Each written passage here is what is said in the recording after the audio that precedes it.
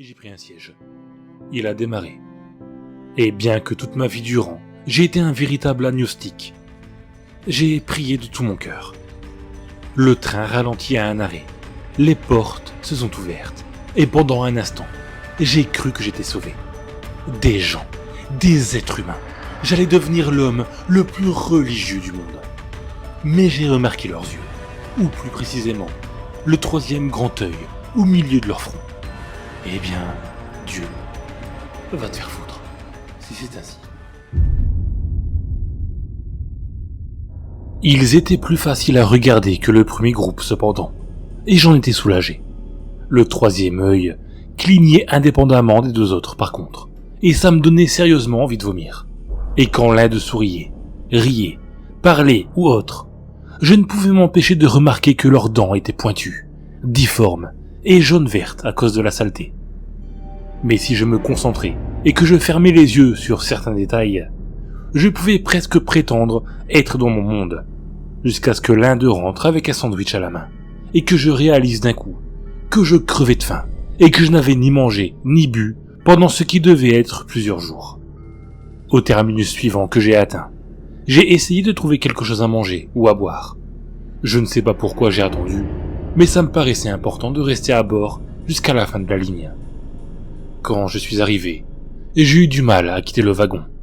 Je n'avais jamais vu l'étranger quitter les souterrains du métro. Je ne l'avais jamais vu se nourrir ou boire non plus. Mais mon estomac ne considérait pas ça comme une réponse satisfaisante. Je luttais pour garder mon visage parfaitement neutre et me frayais un chemin dans la station. Et puis, j'ai fait une erreur. J'étais à la recherche d'escalators ou d'escaliers, quelque chose comme ça. Mais tout ce que je voyais étaient des trous dans le sol, dans les murs et le plafond. Béants, ces trous irréguliers me donnaient l'impression d'être dans une ruche. Qu'est-ce que j'étais supposé faire ? Sauter dedans ? Ça n'avait aucun sens pour moi, avant que quelqu'un passe à travers l'un d'eux. Il flottait à travers le plancher, avançant dans ma direction. Il a froncé les sourcils pendant une seconde, ou du moins, je pense que c'était un froncement de sourcils, mais apparemment, quelque chose les empêchait de me reconnaître comme un alien d'aussi loin. Ça ne m'a pas, malheureusement, permis de l'éviter, ce qui semblait être la seule façon de sortir de cette espèce de station de métro en forme de ruche. En jurant, je suis retourné vers le tunnel. J'étais en colère, perdu, affamé, et j'étais livré à un sort qui, s'il n'était pas pire que l'enfer, était au moins aussi stupide et 3 fois plus absurde. Je n'étais pas dans le meilleur des états d'esprit, ce qui, je pense, peut excuser ma distraction. Normalement, je prends les coins avec un siège large, parce que tout le monde sait que si vous vous précipitez rapidement sur un coin, dans un endroit public, il y a de fortes chances que vous rentriez dans quelqu'un. Comme je l'ai fait, j'ai percuté quelqu'un, une femme, et elle est tombée sur le sol. Sans y penser, j'ai réagi comme n'importe quel New-Yorkais. Mal. Nom de nom, stupide salope! Regarde où tu vas! J'ai réalisé mon erreur avant qu'elle ne puisse réagir. Ses yeux ont pris un air étonné, et quand elle m'a réellement regardé, ils se sont agrandis, avec horreur. Elle a bondi en l'air, s'est mise à flotter légèrement, avant de rediriger son attention vers moi, et de laisser échapper quelque chose qui ressemblait à un cri, un peu plus perçant que ce à quoi j'étais habitué, mais c'était bien un cri. Plus bas dans le tunnel, j'ai vu des têtes d'aliens à 3 yeux qui se tournaient vers moi. Tout d'un coup, je me suis mis à penser à toutes ces dents acérées, et je me suis mis à courir. Le métro n'était pas là, mais il y avait un passage le long du tunnel. Pour les réparateurs, je suppose. Je l'ai emprunté en courant à pleine vitesse, jusqu'à ce que je me sente comme poignardé à chaque souffle. Je me suis arrêté, haletant, et j'ai regardé en arrière. Le tunnel faisait une courbe, donc la lumière n'éclairait pas très loin, mais visiblement personne ne me suivait. Faire demi-tour, cependant, n'était pas une option envisageable. J'ai continué d'avancer dans l'obscurité pendant un long moment. Finalement, je suis arrivé devant une petite ouverture dans le mur, et je me suis arrêté là pour me reposer. La faim, le désespoir et une course terrifiante à pleine vitesse m'avaient laissé complètement vidé de mon énergie. J'aurais probablement dû pleurer, c'était la seule chose que j'étais capable de faire ces derniers temps. Mais même ça me demandait trop d'efforts. Je me suis assis contre le mur, les jambes étendues devant moi. Et j'ai imaginé que je frappais ce bâtard d'étranger, à mort, avec un marteau. C'était une image réconfortante. Un rat traînait à proximité dans le noir. De temps en temps, je donnais un coup de pied dans le vide pour l'effrayer. Mais au bout d'un moment, je ne me suis même plus embêté avec la bestiole. La rage, ou toute autre maladie qu'il pourrait porter, serait une bénédiction comparée au voyage sans fin, à travers les métros de mondes étranges, perdus, démunis, et seul. Quand il est revenu près de moi, je ne l'ai même pas chassé. Même quand il s'est pressé contre ma jambe. Je n'arrivais pas à trouver la force de m'en occuper. Pas jusqu'à ce qu'un train passe et que ses lumières n'éclairent l'espèce de caniveau où j'étais, et la chose que j'avais pris pour un rat. Ça ressemblait à un rat, oui, mais surtout à une araignée. Si quelqu'un avait croisé ces deux bestioles, l'abomination résultant aurait été presque aussi horrible que la chose qui fouinait dans le sol près de ma jambe. J'ai crié, je me suis levé d'un coup et je lui ai donné un coup de pied digne d'un joueur de foot. Et il a atterri dans le mur opposé. Son dos a fait un craquement écœurant, et je l'ai regardé se convulser, en rendant ses derniers souffles, avant que la dernière voiture du métro ne soit passée, et que l'obscurité revienne. Et dans les ténèbres, une pensée terrible m'est venue. Je me suis demandé s'il était comestible. Je ne le voulais pas, et j'étais malade rien que d'y penser. Mais j'étais affamé, et il n'y avait aucune garantie que j'allais trouver de la nourriture dans cet endroit, ou n'importe où d'ailleurs. Le rat araignée était ma seule option. Je me suis retenu autant que je le pouvais, mais en fin de compte, mon instinct de survie m'a aidé à mettre de côté mon dégoût. J'avais mon briquet, mais rien sur quoi allumer un feu. J'ai débarrassé la viande de sa peau, et je l'ai un peu cuit, en le tenant au-dessus de la flamme. Mais ça n'a pas beaucoup aidé. Rien ne l'aurait pu. Sa viande était infecte, plus infecte que tout ce que vous pouvez imaginer. Ce n'était pas la dernière fois que la faim devenait insoutenable, et j'ai mangé bien d'autres choses douteuses. Mais rien n'était aussi mauvais que le rat araignée. Rétrospectivement, c'est à ce moment que je suis devenu un étranger. Avant, je devais me forcer pour avoir cette attitude que l'autre maintenait en toutes circonstances. Ce que j'avais pris pour du calme était de la lassitude. Un rocher pointu, jeté dans une rivière, avec le temps, à ses bords qui s'arrondissent à cause du battement de l'eau sur lui. Et ce que j'avais traversé a fait la même chose sur moi. Dépecer et manger un monstre dans le noir, en dessous d'un monde d'aliens, avait lissé mes derniers bords. Au moment où j'ai quitté le tunnel sombre, j'étais encore plus impassible et sans émotion que ne l'avait jamais été celui qui m'avait laissé là. Ce n'est pas le pire de l'histoire, pourtant. Le pire est venu après. La première fois que je suis resté coincé, l'étranger en avait parlé, mais vu l'état dans lequel j'étais à ce moment, j'y avais à peine fait attention. Une nuit, à la fin de la ligne, on m'a demandé de quitter le train. Le monde était un de ceux le plus proche de la normalité. Les gens étaient presque humains physiquement. Ils étaient oranges, c'est un fait, et bossus. Mais à part ça, ils étaient pratiquement normaux. Avec le monde précédent, où les gens étaient scandaleusement gros, hermaphrodites, avec 6 seins et pas de nez, les gars oranges, me semblaient vraiment beaux. J'ai pensé, dans un premier temps, que le conducteur parlait à quelqu'un d'autre, mais j'étais le seul dans le wagon, et par ailleurs, j'avais compris ce qu'il disait. Les oranges ne parlaient pas anglais, mais néanmoins, je pouvais comprendre ce qu'il disait. Quand je me suis levé, j'ai commencé à comprendre pourquoi. Je ne pouvais pas me tenir debout, j'étais bossu, et comme me l'a montré mon reflet dans la vitre, j'étais orange. J'ai reconstitué le reste de l'histoire à partir de ça. Coincé signifiait que j'étais bloqué dans ce monde, pour une raison quelconque, et condamné à leur ressembler aussi. J'avais tout ce qu'il fallait si je voulais saisir l'opportunité de quitter la station de métro, ce qui est possible la plupart du temps, mais qui requiert beaucoup de vigilance, et c'est assez démoralisant. Les mondes d'aliens sont un petit peu écœurants, je trouve. Vous essayez de les comparer aux vôtres, mais les différences sont tellement nombreuses que ça vous rend juste malade.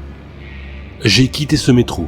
De toute façon, il était clair que je n'étais pas parti pour revenir vers le noyau central. J'avais pris l'habitude de nommer ainsi la ligne infinie de rames de métro.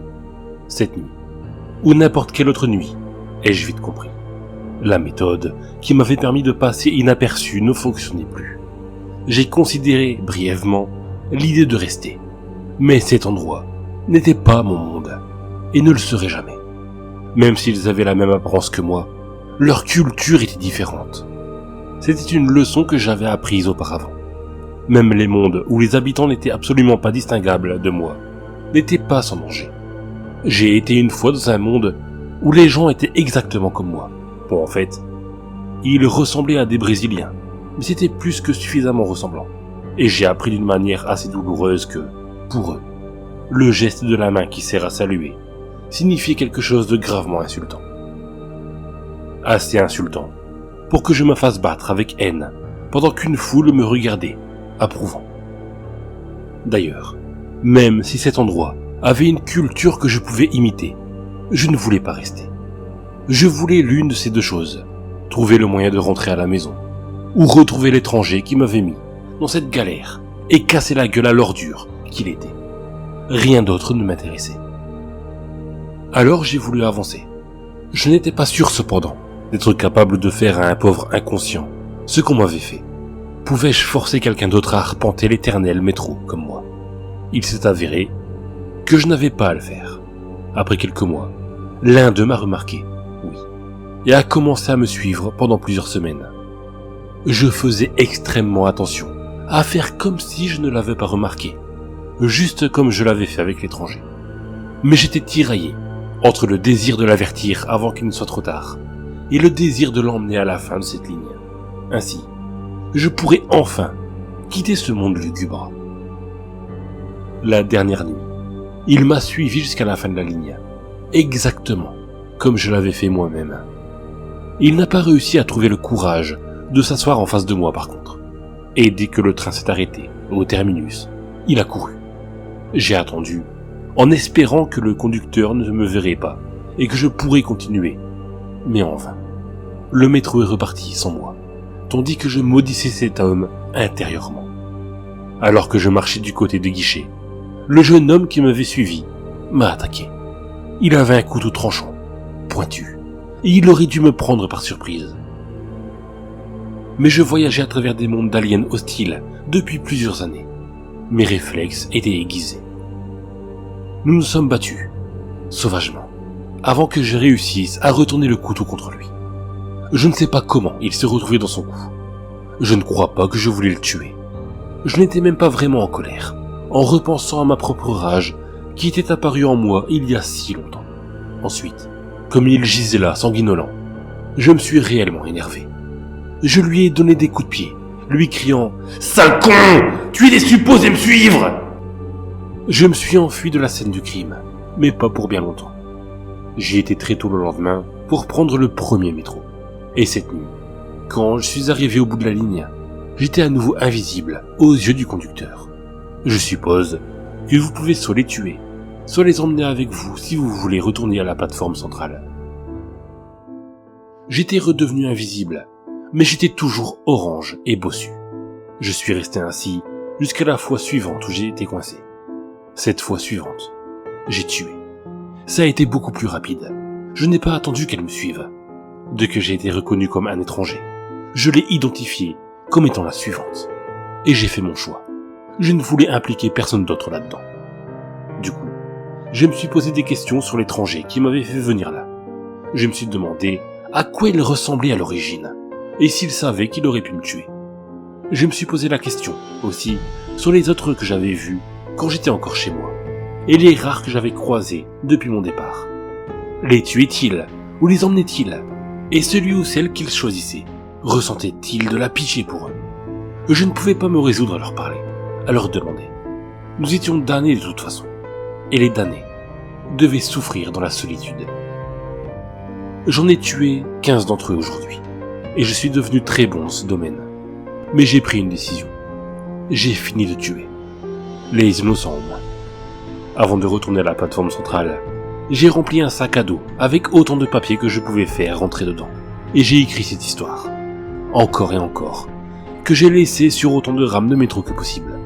Quelques milliers de messages en bouteille, jetés dans une mer de rails d'acier. C'est une demande et un avertissement. Ma requête mentionnait ci-dessus, et que vous trouviez ma mère, et que vous lui racontiez un mensonge. C'est un pieux mensonge, ne vous inquiétez pas. Dites à ma mère que je l'aime, et que j'essaye de rentrer à la maison. Ça pourrait lui donner de l'espoir, ou lui apporter un peu de paix. J'aurais voulu que ce soit vrai, mais ainsi sont les choses, Je me vois comme Ulysse, perdu et à la dérive, essayant de retourner vers des rivages familiers. Mais je ne suis perdu en mer. Je suis perdu dans un tunnel sans fin, un labyrinthe. La différence est importante, car les labyrinthes sont conçus, construits. Quelqu'un ou quelque chose a créé cet endroit insensé, et il doit être tenu responsable pour ce qu'il m'a fait. Ils me font jouer Thésée, pas Ulysse. Mais je ne vais plus jouer ce rôle longtemps. Les règles étranges de cet endroit ont transformé l'humain que j'étais en quelque chose d'autre, puis en encore autre chose. Ils ont fait de moi un monstre, et je serai donc le minotaure de ce labyrinthe. Et si je peux, je vais le détruire autour de moi, emportant ceux qui l'ont construit. Mon avertissement est que vous devez vous méfier, dans les lieux publics, des hommes et des femmes silencieux et au visage dénué d'expression. Gardez vos distances.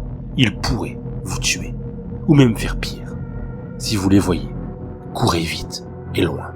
Et encore plus important, je vous mets en garde, je vous en supplie, ne prenez pas le train jusqu'à la dernière ligne.